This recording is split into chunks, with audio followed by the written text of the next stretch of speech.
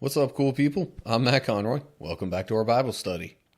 Okay, so we are looking at Numbers chapter 11, and previous chapters basically boiled down to, you can look at some of the chapter headings and stuff here, just counting up Israel's army and the Levites, kind of figuring out what they would do, a little bit more on some laws in order to help prepare people for the trip through the wilderness to the Promised Land and their lives once they get to the Promised Land.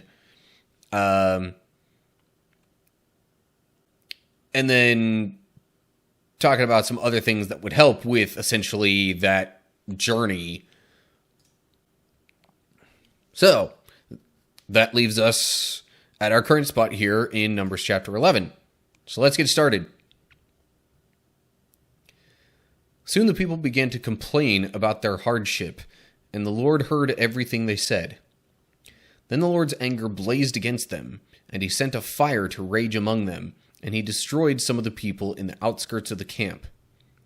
Then the people screamed to Moses for help, and when he prayed to the Lord, the fire stopped.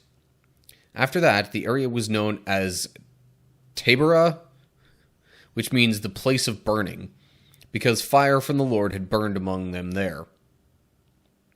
Really not sure about the pronunciation of the place there, but so people complained. When it says about their hardship, I gotta assume that was just related to the journey through the wilderness. Like towards the tail end of last chapter, they finally left Mount Sinai on their way to the Promised Land. And we haven't really heard much otherwise, so I gotta assume it's related to the journey. Whether it be Levites having to carry parts of the tabernacle, or even just like trying to get the massive group of the Israelites all, up and going day after day. But whatever the case was, they complained. God got annoyed with their complaints, because it should be obvious that they're going to a good place. So, yeah, there might be a little bit of struggle on the way there. But it should be pretty clear by this point that it's all worth it. Well, I guess they didn't think so. And God's like, you know what? I'm tired of your bickering and moaning and complaining. You do this all the time. I'm not saying God gets all, vindictive like that, but it does say the Lord's anger blazed against them. But anyway, okay, I don't need to repeat what all was happening there. So I should just move along to verse 4. Then the foreign rabble who were traveling with the Israelites began to crave the good things of Egypt, and the people of Israel also began to complain. "Oh, for some meat," they exclaimed. "We remember the fish we used to eat for free in Egypt, and we had all the cucumbers, melons, leeks, onions, and garlic we wanted. But now our appetites are gone. All we ever see is this manna." So maybe that's what they were complaining about. Perhaps it had more to do with the food situation.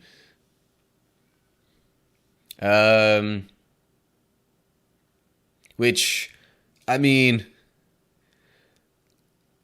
think it's safe to say eating the same food all the time can get a little boring.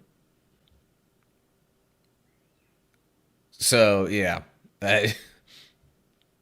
I'm not saying their complaints were justified, but you know, from a human standpoint, you could see it happening. Anyway, verse 7. The manna looked like small coriander seeds, and it was pale yellow like gum resin. The people would go out and gather it from the ground. They made flour by grinding it with hand mills or pounding it in mortars.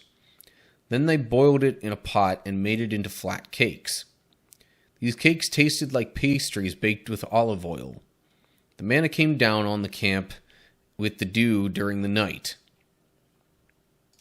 Oh, by the way, quick little refresher. God said he would give the Israelites this manna for food every day, and there were certain things basically preventing them from taking more than what they needed and just storing that. Of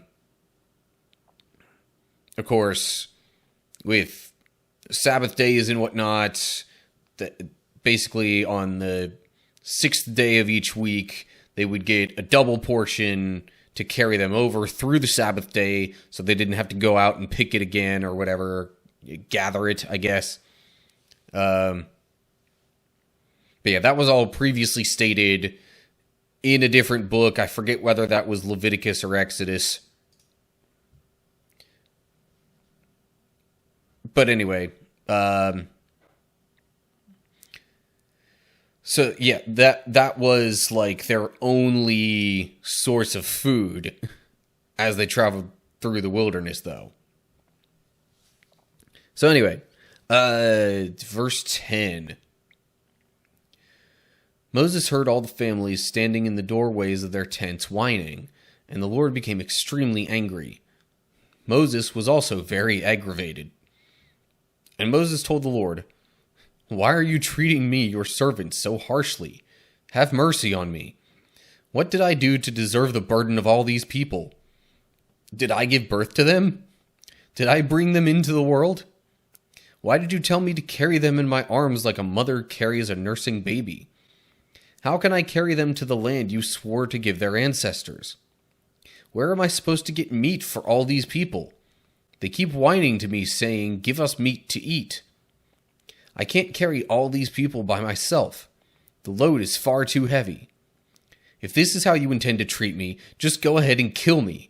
Do me a favor and spare me this misery." So,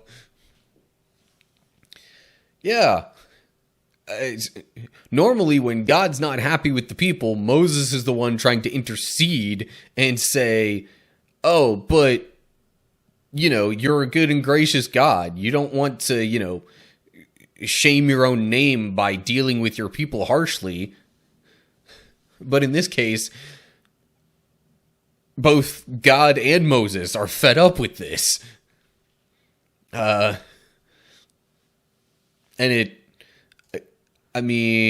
I think he said somewhere in there, they keep whining to me is what he said.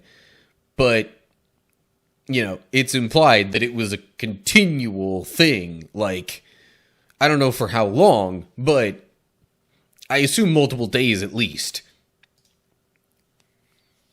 So, unsurprisingly, Moses gets kind of bothered by their continual requests. So then we get to verse 16, because Moses is also, not just annoyed with the people and, their questions, but like he's tired of dealing with so much responsibility for all these people. So, then we get to verse 16. Then the Lord said to Moses, "Gather before me 70 men who are recognized as elders and leaders of Israel. Bring them to the tabernacle to stand there with you. I will come down and talk to you there. I will take some of the Spirit that is upon you, and I will put the Spirit upon them also. They will bear the burden of the people along with you, so you will not have to carry it alone." Okay, I'm just noting here. Spirit is capitalized. So this isn't just some generic, like, your leadership abilities, your, general personality, attitude. It's not talking about just like generic personality traits or like, the sum of those parts as it applies to Moses. I mean, to me, I read Spirit with a capital S, I immediately think Holy Spirit. As in basically God's Spirit. So, I mean, first of all, that would explain how such a spirit could also be, placed upon others among the Israelites.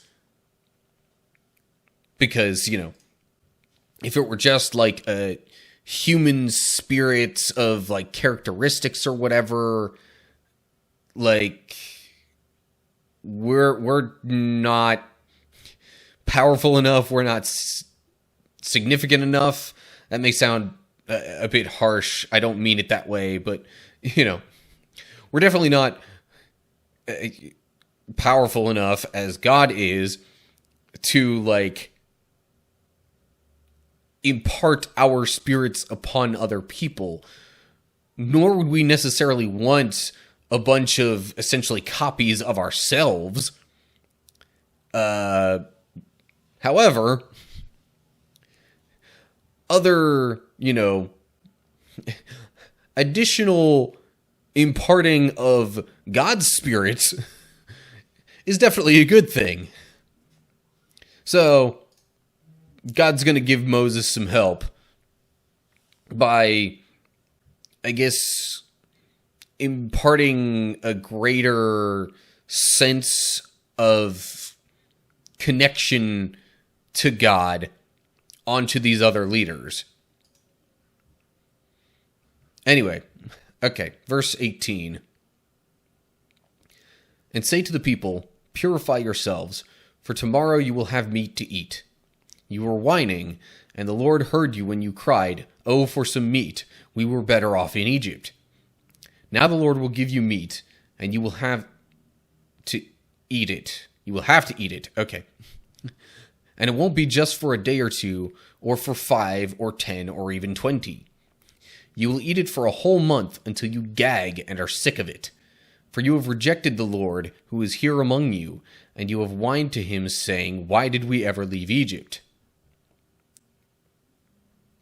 So, again, God, being a little frustrated with the situation, pulls a move that, honestly, sometimes you'll see people make. It's basically God saying, fine, you want the thing, I'll give you the thing. I'll give you so much of the thing that you don't want it anymore. And I'll keep giving it to you until you're absolutely sick of it and can't stand it anymore. That way, you'll never ask me for it again. Now, he doesn't say that last bit. I kind of added that in about them never wanting it again. But they definitely won't want it for a while. So anyway, then we get to verse 21. But Moses responded to the Lord, "There are 600,000 foot soldiers here with me, and yet you say, I will give them meat for a whole month. Even if we butchered all our flocks and herds, would that satisfy them? Even if we caught all the fish in the sea, would that be enough?" Then the Lord said to Moses, "Has my arm lost its power? Now you will see whether or not my word comes true." So Moses went out and reported the Lord's words to the people. He gathered the 70 elders and stationed them around the tabernacle. And the Lord came down in the cloud and spoke to Moses. Then he gave the 70 elders the same spirit that was upon Moses. And when the spirit rested upon them, they prophesied. But this never happened again. This, I assume, meaning the prophesying? Because, I mean, the Spirit has definitely fallen on other people throughout history, namely the apostles in, I'm not sure if it's exactly Acts 1, but early Acts, before the early Christian church gets its start, basically. Also, I'm just realizing there were footnotes, but both of them are at tabernacle, just saying the Hebrew refers to the tent of meeting. This one just said tent, but it's kind of implied that it's the tabernacle, because that's where God said for the elders to meet. Anyway, I'm interested, like, it says they prophesied. In what way? Was this like a speaking in tongues sort of thing? Did they all prophesy simultaneously to different people among the Israelites? A little curious what that looked like, but we don't really need to know, I guess. So, anyway, then we get to verse 26. 2 men, Eldad and Medad, had stayed behind in the camp. They were listed among the elders, but they had not gone out to the tabernacle. Yet the Spirit rested upon them as well, so they prophesied there in the camp.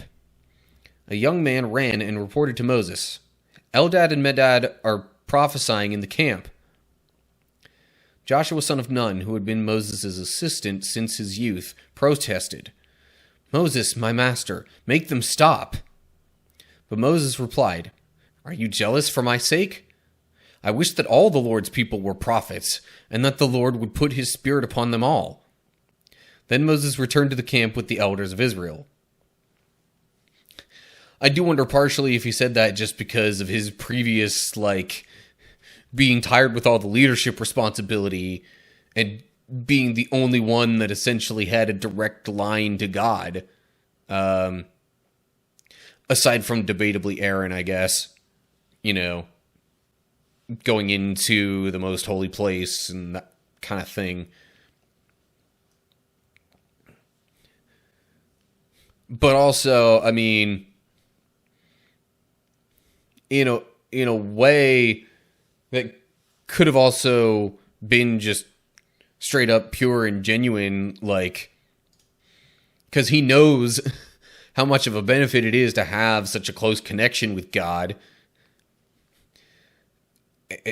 He must also know how much it would benefit all the people. Also, how much it would probably lessen the bickering.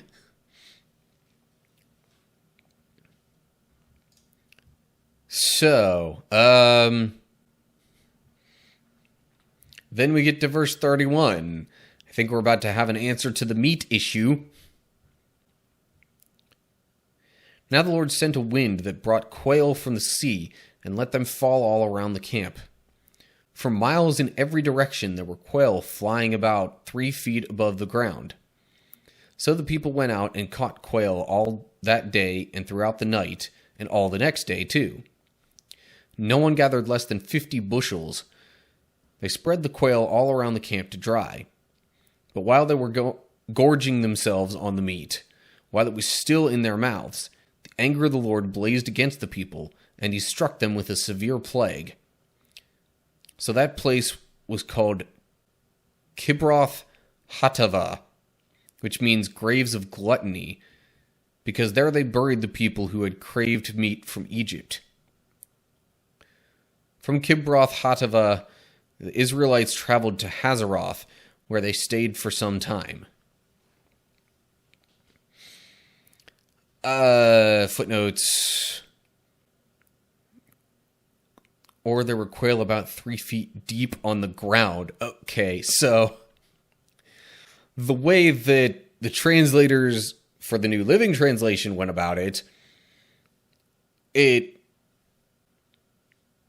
makes it sound like, there were just quail flying all over the place, which I mean, that just makes it sound like, yeah, sure, there was a lot, they were everywhere.